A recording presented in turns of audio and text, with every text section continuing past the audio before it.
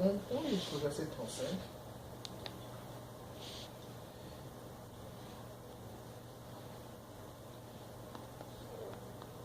On peut quand même lire jusqu'au verset 37.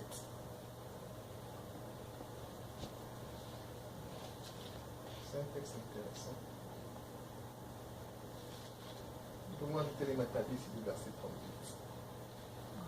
Luc 19, le verset 29 à 38. Nous lisons au nom du Seigneur Jésus.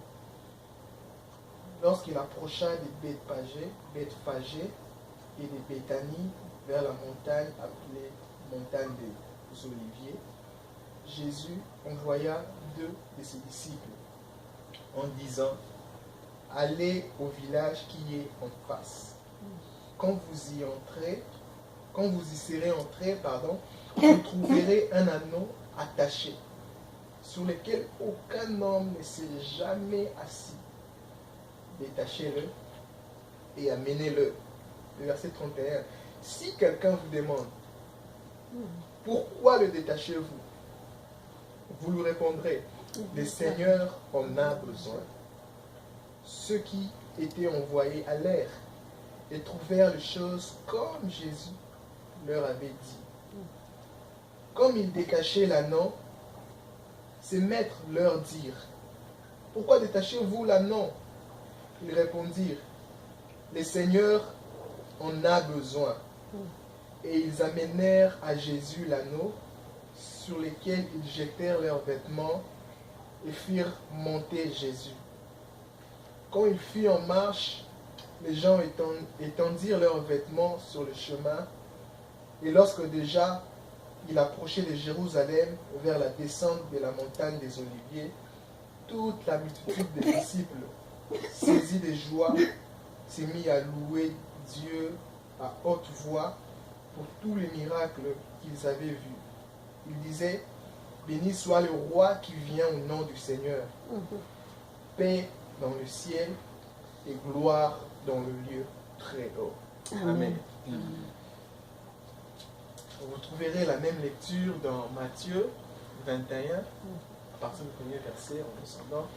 Et vous trouverez aussi la même lecture dans Marc 11. C'est une écriture que j'aime bien.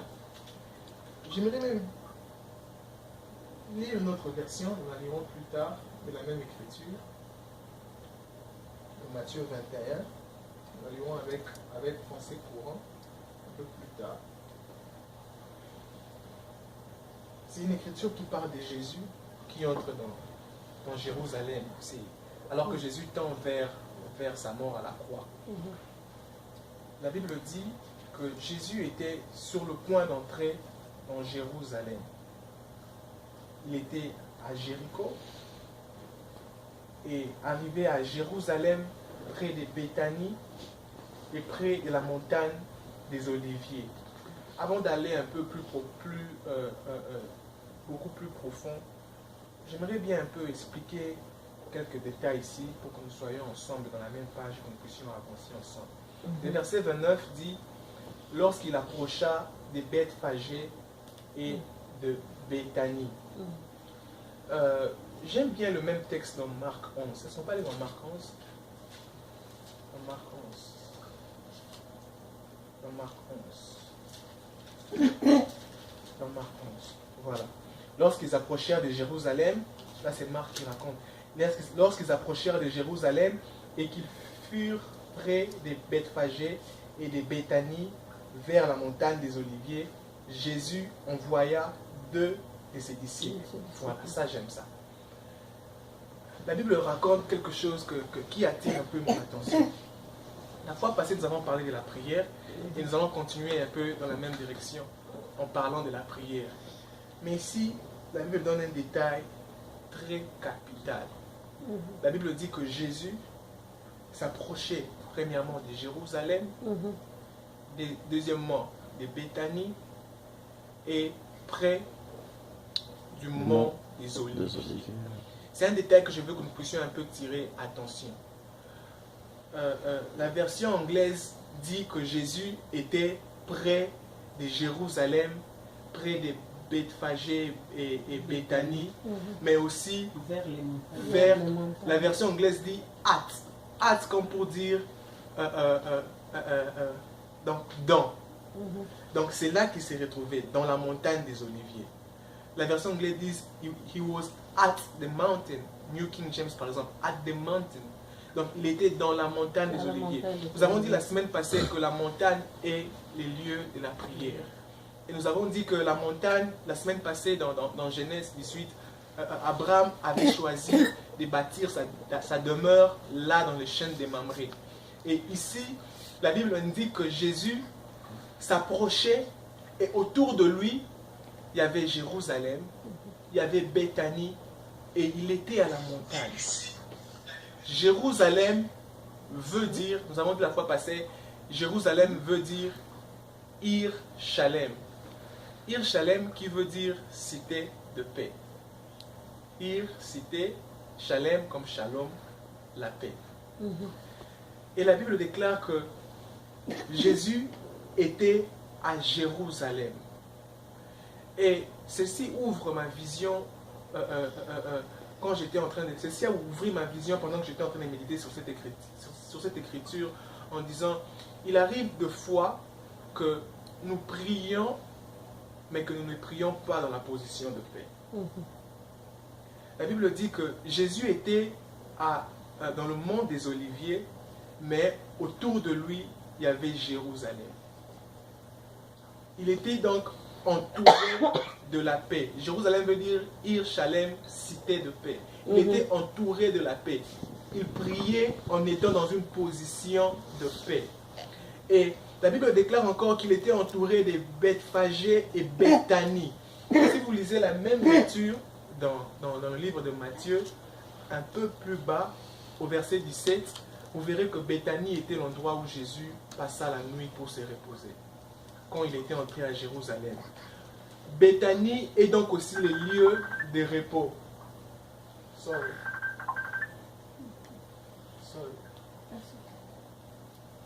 Béthanie est donc aussi le lieu de repos. Et Jésus étant à la montagne, il était entouré de Ir Shalem, donc Shalom, Jérusalem, et de Béthanie, les lieux de repos. Il priait, mais loin de lui toute inquiétude. Il priait dans une position de paix et une position de repos. Il arrive de fois que nous, enfants de Dieu, que nous prions, mais aussitôt venant de la prière, c'est comme si après avoir dit Amen, nous ramassons encore tous nos problèmes, nous rentrons avec. C'est comme si, quand nous venons dans la présence de Dieu, que nous disons Na pesi nyonso na yo na bombi lo côté. Mais quand il est temps de dire Amen, tu récupères tout ce que bon m'a quitté et puis tu rentres avec. Mais Jésus était sur le mont des Oliviers, la place de la prière, mais dans une position de paix et une position de repos. Une clé puissante pendant que nous sommes en train de prier. Prier dans une position de paix et dans une position de repos. La Bible dit, tout ce que vous demandez en priant, croyez que vous l'avez. La version La Racine dit, voyez que vous l'avez. Donc avant de voir, il faut voir. Jésus priant, il prie dans une position de paix. D'ailleurs, le mont Olivier, pourquoi ça s'appelle mont Olivier? Parce que vous connaissez les olives, non? Les olives, c'est avec lesquelles on fait l'huile d'olive. Et dans la Bible, l'huile d'olive, c'est l'huile d'onction. Toutes les fois que quand Dieu a donné des ordonnances à Moïse pour faire l'huile, pour oindre le sacrificateur et le roi, cette huile était faite à base des olives. Et sur ces monts d'olivier, les olives poussent tellement beaucoup qu'on l'appelle mont des Oliviers. Donc, le mont des Oliviers, c'est le mont, les Juifs l'appellent le mont d'excellence, le mont de l'onction. Donc, la prière, c'est la montagne de l'excellence. Ok, mon ami? La prière, c'est la montagne, c'est l'endroit de l'excellence. C'est l'endroit de l'onction, donc. La prière, c'est l'endroit des réponses. C'est l'endroit des résolutions. Mais nous sommes deux fois en train de prier avec tellement de soucis. Nous sommes des fois en train de prier, doutant même à notre prière nous-mêmes. Nous sommes des fois en train de prier, mais nous-mêmes en train de combattre notre prière. C'est comme ça que Jésus a d'abord cherché premièrement, avant d'envoyer les disciples dans le verset numéro 2, il a cherché de se positionner dans le mont des Oliviers, dans le mont de la prière. Et étant là, il leur dit, partez dans la ville qui est en face. Étant localisé, positionné dans la prière. Maintenant, il dit à ses disciples, partez. Et vous verrez. Et pendant que vous irez, ça ne sera pas facile. Il y aura une résistance. Il leur dit auparavant, ce que vous me demandez en priant, il dit, ce que je vous demande d'aller prendre, ce que je vous demande, ce que je vous ai donné la permission d'avoir possession. Quand le moment viendra de l'avoir, il y aura résistance. Il y aura des gens qui diront, mais pourquoi tu veux l'avoir? Mais pourquoi tu veux devenir ce que Dieu t'appelle à devenir? Mais pourquoi tu veux commencer cette affaire? Et Jésus nous apprend un principe efficace. C'est comme ça qu'il arrive que de fois, nous prions pour des choses. Nous avons la ferme assurance que nous l'avons reçue. Mais que nous sortons, vous remarquez que c'est comme si le problème s'aggrave encore. C'est comme si la situation devient encore plus difficile et plus dure qu'auparavant. Jésus l'a déjà dit. Il a dit, quand vous partirez, il y aurait résistance. Et la Bible dit encore que l'anneau dont Jésus devait monter était attaché quelque part. Ça me donne encore la deuxième chose à laquelle nous voulons tirer attention. La Bible déclare que cet anneau était attaché quelque part. Mais Jésus était positionné au mont, à la place de la prière, avant d'ordonner qu'on aille prendre ce qui était attaché quelque part. La Bible déclare que Daniel priait, et pendant qu'il priait, il vit un ange qui est venu vers lui. Et l'ange lui dit, Daniel, ta prière était répondue dès les premiers jours que tu as commencé à prier. Mais le problème, c'est que j'étais retenu dans les lieux célestes. Je ne pouvais pas venir ramener la prière, la réponse à ta prière, parce que j'étais attaché quelque part. J'étais retenu quelque part. C'était incapable, c'était impossible pour moi de venir finalement apporter la réponse à ta prière. Il a fallu que je demande un au secours à l'ange Michael. Il y a donc des choses pour lesquelles nous avons déjà prié, qui ne sont pas encore là, parce que ces choses sont attachées quelque part. Il y a des choses dont vous avez pleuré à genoux. D'ailleurs, Jésus t'a dit, je te l'ai donné.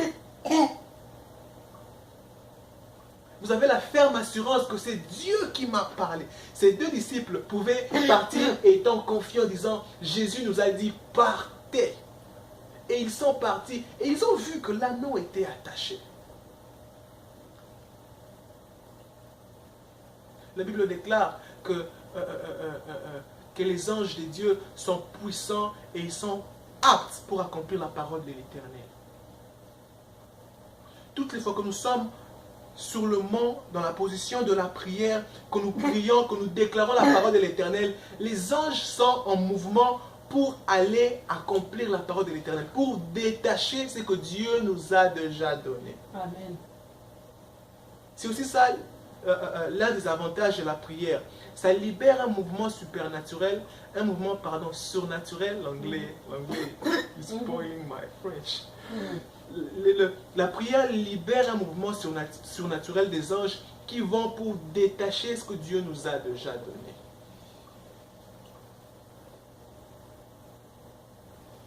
Allez, détachez.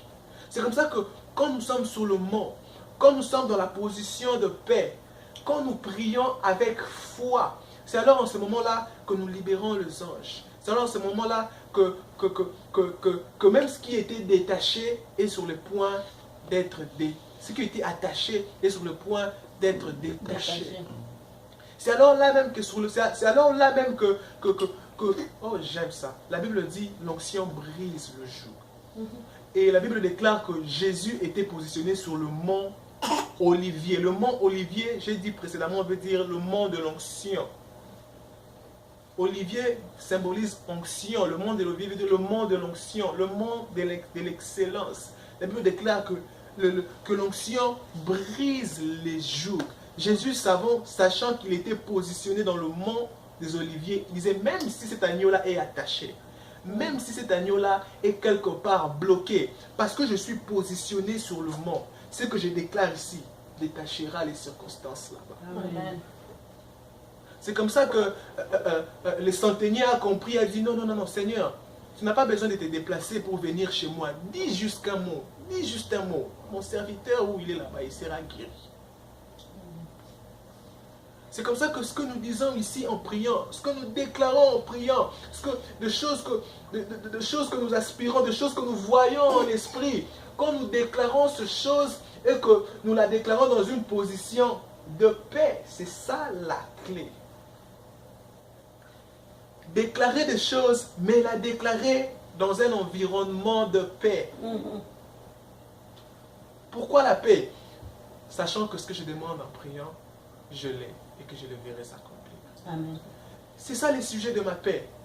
C'est ça la raison pour laquelle nous sommes dans la paix. C'est ça la raison pour laquelle nous nous reposons.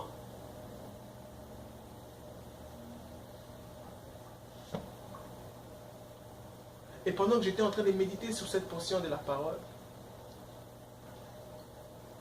le Seigneur disait, pendant que vous êtes, parce que nous sommes en train de partager sur la prière, le Seigneur me disait, même pendant que vous êtes en train de prier, même si vous avez comme l'impression que les choses sont encore bloquées, que les choses ne volent pas encore comme vous étiez en train de l'attendre, like expected. Comme si vous avez l'impression que Dieu, ce que tu as dit, c'est vrai, mais ça bouge encore ici. Demeurer dans cette position-là de paix. Demeurer dans cette position-là sur le mont. Pourquoi? Parce que même si elle traîne, elle s'accomplira certainement. La Bible le dit dans Habakkuk. Même si elle traîne, elle s'accomplira certainement. Je suis en train de chuter pour finir. Et la Bible déclare encore que l'âne qui a été détaché, qui a été conduit à Jésus, a été un sujet de gloire. Et pendant que le propriétaire disait, mais pourquoi tu détaches cet âne-là? Les disciples dirent, il nous a dit de dire, le maître en a besoin.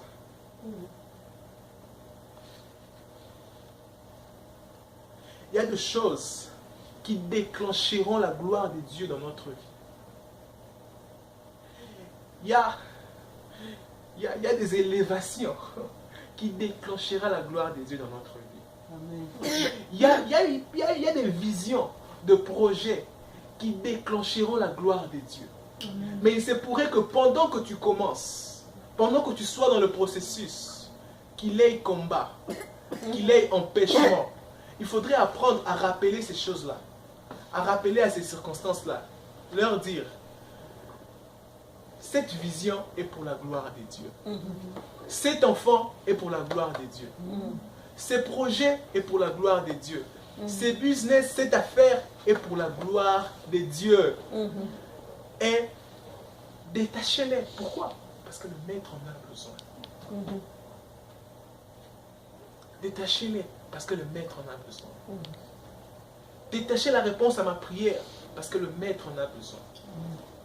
La Bible déclare, quand l'anneau fut détaché et quand Jésus entrait dans Jérusalem, tout le monde chantait Hosanna, tout le monde chantait gloire, tout le monde chantait Alléluia. Je réfléchissais et me disais, mais combien d'Alléluia qui ne sont pas encore chantés, deux fois parce que nous n'avons pas encore très bien prié.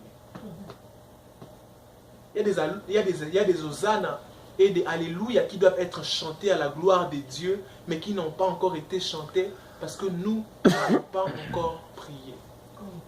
Parce que nous ne nous sommes pas encore très très bien positionnés dans le mont des Oliviers. Ou soit si nous sommes dans le mont des Oliviers, nous ne sommes pas entourés de Jérusalem et de Béthanie, de Shalom, de la paix et du repos.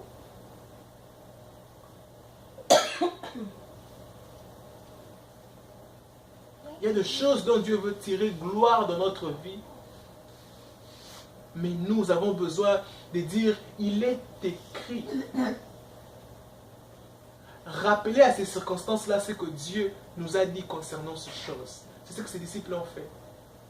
Ils ont dit, le maître en a besoin. Qui leur avait dit? Jésus. À notre temps, qu'est-ce que Jésus nous dit? La plupart, la majeure part de ce que Dieu nous dit, ce n'est pas par prophétie, la prophétie vivante, réelle, efficace, tranchante, rapide, c'est la parole. Qu'est-ce que Dieu nous a dit dans la parole? Qu'est-ce que Dieu nous a promis dans la parole? Quelles sont les promesses que nous avons personnellement pour notre propre vie? Quelle est la promesse où quand tu ouvres la Bible, tu lis, tu dis non, ça c'est pour moi.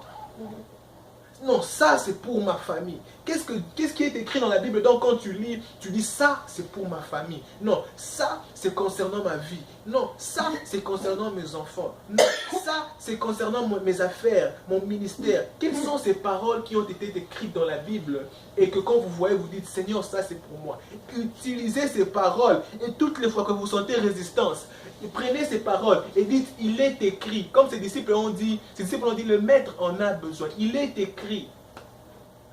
Ce sont ces genres de paroles, ce sont ces genres de déclarations, ce que le maître nous a demandé de dire, ce que le maître nous a dit. Ce sont ces genres de choses qui libèrent l'atmosphère, qui libèrent, qui garantit la réponse, qui garantit la solution.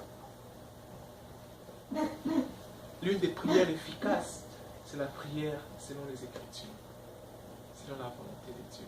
C'est ce que ces disciples ont fait. Ils ont dit, le maître en a besoin. Et pendant que j'ai lisé cette écriture, je me suis dit, je prends la résolution, Seigneur. Les Alléluia que tu dois chanter, les Alléluia que le monde doit chanter à ta gloire par ma vie. Le monde le chanteront. Il n'y a pas un Alléluia ou un Hosanna où j'ai ferai manquer les cieux à cause de ma distraction. À cause de mon manque de ténacité. Imaginez-vous que ces disciples arrivent là et qu'on leur dit, mais pourquoi vous touchez ces trucs-là? Vous venez d'où d'ailleurs? Et qu'ils disent, ah ok, non.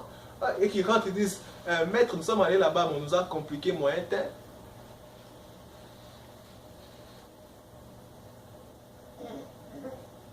Il y a des Alléluia, il y a des Glory to God, il y a des Hosanna qui doivent être chantés à Dieu. Les gens regardent ta vie et disent, Esaïe kaka, Esaïe, Nzambango pena zalaka, oui, azalaka.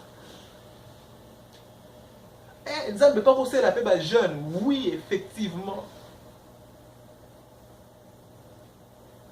Il y a des Hosanna qui doivent être chantés à Dieu par nos familles. On regarde la famille comme ça, on dit, famille, on est dans un film, on est dans la TV, on est mise en scène. Est-ce que ça existe encore de nos jours? Oui. Oh, vraiment, cette famille sert le Seigneur. Amen. Il y a des gloires et des honneurs qui doivent être rendus à Dieu par nos vies, par nos familles, par nos ministères. Si seulement si nous sommes fidèles, nous sommes diligents et nous restons sur ces monts des Oliviers.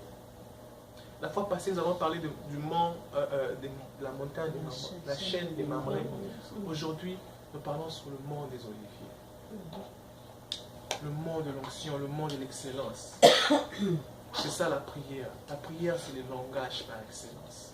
C'est le langage de l'onction. La prière, c'est le langage de l'excellence, le langage de l'onction. Et le Seigneur disait, pendant que nous serons en train de prier aujourd'hui, faisons-le dans une position de paix et de repos, dans le nom de Jésus. Que le Seigneur bénisse sa parole. Amen. Avant que nous puissions prier, est-ce que quelqu'un a une contribution, son cœur a été attiré dans une pensée? C'est ça l'avantage du cellule, parce qu'on a le temps de partager ensemble. Ce n'est pas qu'un prédicateur qui est là, qui prêche, mais nous avons tous le temps de partager ce que nous avons pu voir dans les Écritures avant de prier Est-ce que quelqu'un a vu quelque chose qu'il a béni et qui veut partager avec nous ce soir? Sentez-vous à l'aise. Si vous voulez utiliser Marc ou Luc, sentez-vous à l'aise.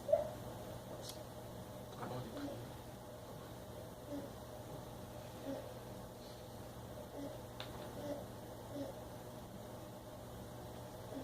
S'il n'y a personne avant de prier.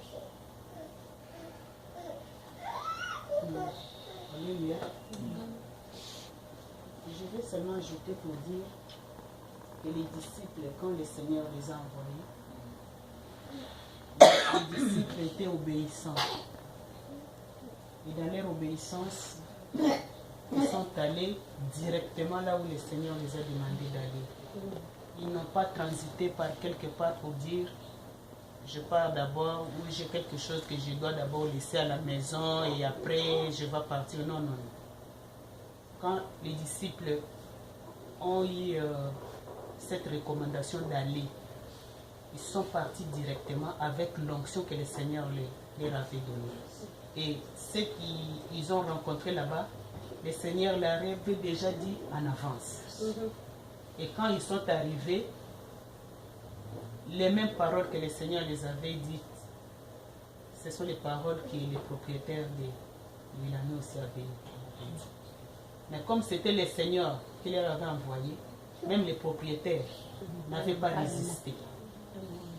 Ils n'avaient pas résisté parce que la parole a été déjà libérée. C'est pourquoi dans mon esprit, il y a une idée qui me vient pour dire quand Dieu a déjà dit quelque chose, quelle que soit la résistance, du blocage que le diable peut opérer dans la vie d'une personne, la chose finira par arriver. Amen. Parce que c'est Dieu qui a dit. À moins que ce soit l'interprétation ou l'imagination de la personne. Mais si c'est Dieu qui te dit quelque chose, soit par les rêves, la vision ou par la parole de Dieu, tu lis un passage et le passage te touche, tu saisis cela, donc c'est Dieu qui te parle. Donc quand tu as ça, et comme tu as dit, dans l'atmosphère de la paix, parce que quand on a la paix, qu'on peut bien raisonner et qu'on peut recevoir ce que le Seigneur peut nous donner. Mais quand nous sommes dans des troubles, dans des choses, dans des problèmes qui nous dépassent, parfois le Seigneur parle, mais nous ne savons pas capter ce que le Seigneur dit. C'est pourquoi j'ai dit que nous, en tant qu'enfants de Dieu, soyons obéissants d'abord, ayons les oreilles pour écouter ce que le Seigneur dit, saisissons-les et acceptons que ce que nous venons d'entendre vient de Dieu et ayons la foi pour attendre cette chose pour que cela arrive. C'est ça ma conclusion. Amen. Moi, je voulais ajouter quelque chose. En allant chercher à l'agneau, le Seigneur l'avait déjà donné le pouvoir d'onction. Que ce soit n'importe quelle résistance qui allait être là-bas, ça allait être mis sans effet. Parce qu'il avait déjà donné le pouvoir d'aller prendre ça. Donc rien ne pouvait résister. C'est la même chose. Quand quelque chose est déjà destiné à nous, par exemple, Dieu t'a déjà donné ce pouvoir-là. Par exemple, quand il nous a donné le pouvoir de marcher sur les serpents, les scorpions, que ce soit des mauvais esprits, nous avons ce pouvoir-là de le faire. Rien ne peut résister devant Dieu. Donc, c'est pourquoi, maman, je voudrais répéter ce que maman a dit. Nous devons seulement avoir la foi et le courage, la persévérance, donc pour atteindre ce que nous avons besoin. Amen. Quelqu'un a quelque chose à ajouter avant de prier?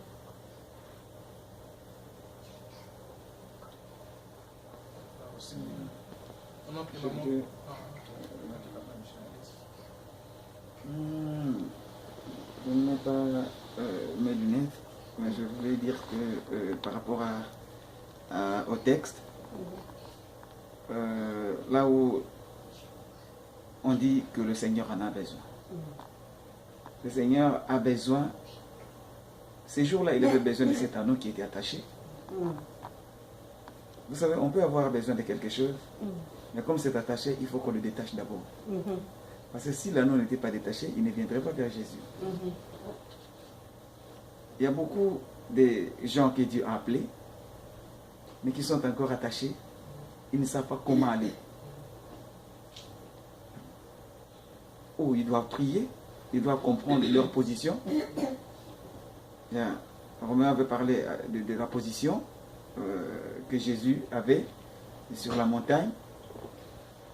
Il y a des positions que nous occupons. Nous croyons que c'est dans l'ordre des choses. Mais ce n'est pas ce que Dieu veut. Ce n'est pas la position que Dieu souhaite que nous soyons. L'anneau était attaché. Dieu envoie les disciples pour aller prendre. Cet anneau appartenait à quelqu'un.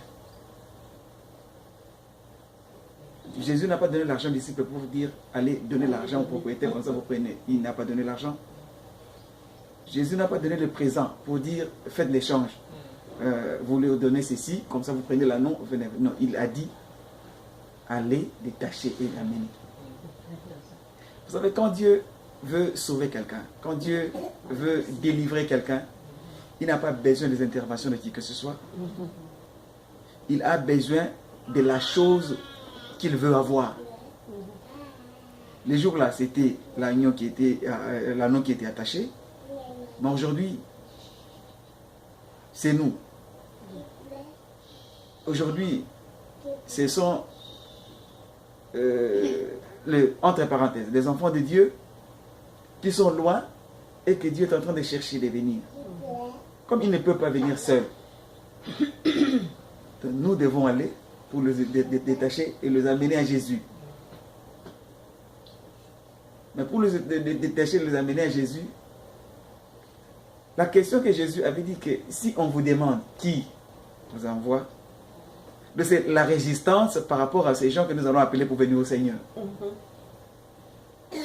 Ne croyez pas que ça serait facile quand je vais appeler quelqu'un pour venir au Seigneur. D'ailleurs, dans ces pays-là, j'ai parlé avec une femme qui vend chez Family Dollar. Je lui ai posé la question si tu crois en Jésus. Il dit non, moi je n'aime pas ces histoires. Vous comprenez? Alors une personne comme ça, il faut avoir des stratégies pour l'amener au Seigneur. Alors dans ce pays aussi, quand tu insistes et que quelqu'un est en train de refuser quelque chose, il peut te compliquer l'existence. Donc, il faut demander l'intelligence à Dieu, avoir des stratégies. Comment faire pour l'amener au Seigneur? Je crois les disciples aussi avaient des stratégies. C'est vrai, le Seigneur a envoyé. Ils sont allés. Lorsqu'ils sont attachés, il y avait la question qui était posée. Ils ont répondu. Et avant, non, après ceci, Jésus les avait envoyés aussi pour aller prêcher. Il a dit, allez faire de tout le monde les disciples. Ils ont demandé à Jésus, qu'est-ce que nous irons dire là-bas, là où nous voulons aller? Jésus a dit, allez, les paroles vous seront données à l'instant même. Vous savez, quand Dieu envoie quelqu'un, il l'équipe. Il l'équipe, non pas seulement avec l'onction, mais avec des paroles aussi, des paroles qui convainquent, des paroles qui édifient, des paroles qui aident ou qui consolent. Je suivais un musicien au Congo qui chantait, il dit, il chantait Lingala dans Mokolo moko nazwa ki pasi, ayaki kosunga ngai. Babondi saki motema. Kasi bazwaki sika na ngai te. C'est-à-dire ils m'ont exhorté, mais ils n'ont pas pris ma place. Donc ils ont prêché, ils ont dit tout ce qu'ils pouvaient dire. Ceux qui sont venus avec l'argent, ils sont venus avec l'argent. Ceux qui ont dit ah ma ouais, ils étaient là. Ceux qui pleuraient aussi, ils étaient là. Mais personne ne pouvait prendre la place de son cœur. Il a fallu que Jésus lui-même vienne pour prendre la place de son cœur. De même aussi dans la famille de Lazare, il a fallu que Jésus vienne pour prendre la place dans le cœur de Marie et Marthe et leur dit, ne t'ai-je pas dit que si tu crois, tu vas à la gloire de Dieu. Vous voyez? Donc, Dieu envoie, il dit, détachez-les et amenez.